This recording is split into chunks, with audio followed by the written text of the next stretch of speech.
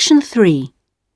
You will hear a tutor and 2 students discussing a business case study. First, you have some time to look at questions 21 to 24.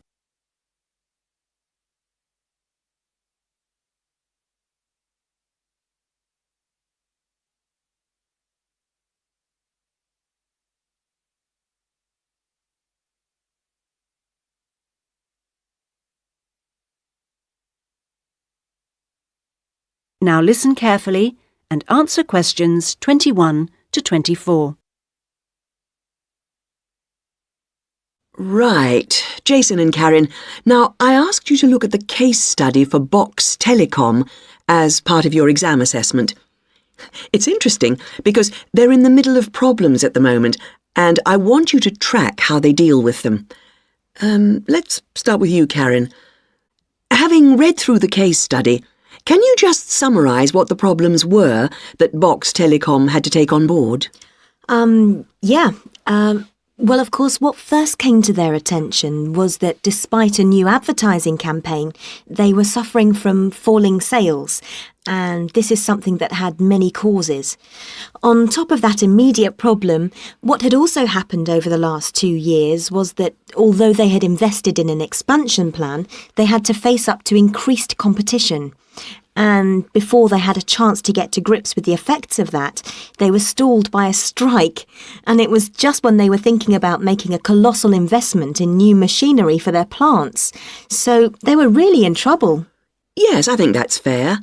And Jason, now you contacted the company, didn't you? What did the company define as the reasons for these problems? Well, I think they've hit on the right things. It would be easy to say they had invested too heavily or at the wrong time, but in fact the signs were good, and what they were set back by was high interest rates. At the same time, their longer-term problems, which were affecting their market share, were eventually credited to poor training, and having looked at the details in their last report, I think that's right. Before you hear the rest of the discussion, you have some time to look at questions 25 to 30.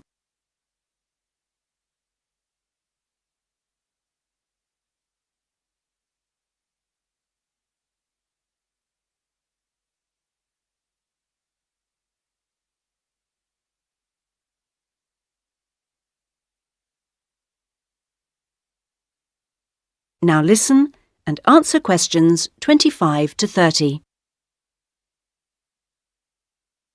So, on to the larger issues then. Karen, what do you think the company will do?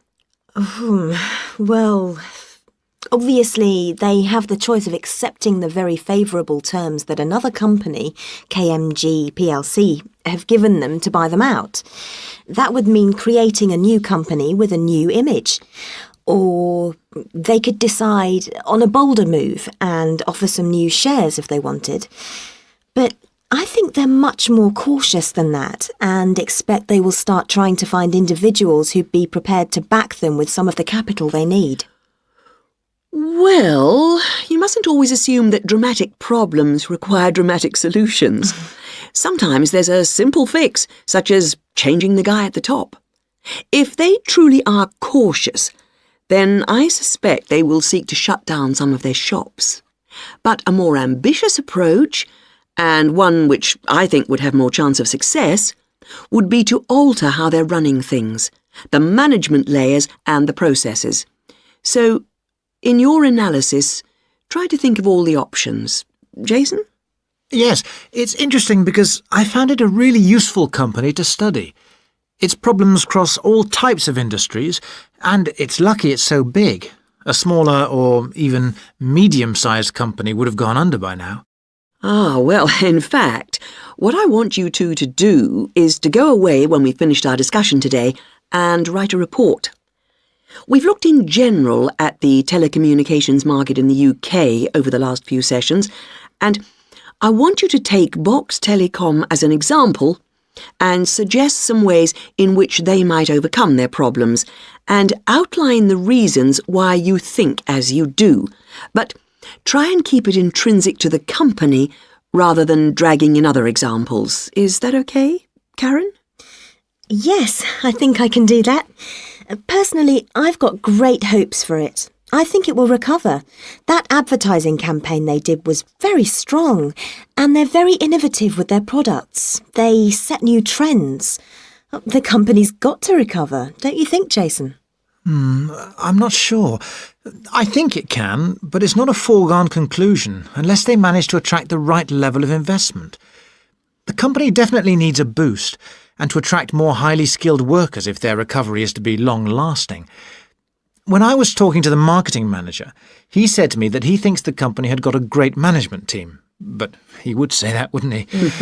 But they are suffering from having to work with outdated production machinery, and that could cost a lot to put right. Well, personally, I think the stock market is to blame. I think they were expecting too much of the company, and then inevitably it looked bad when it didn't perform. The market should have had more realistic expectations. And I disagree with you about the advertising campaign, Karen. That's where they could do with some innovation to get sales kick-started. Anyway, let's see what you come up with those. That is the end of Section 3. You now have half a minute to check your answers.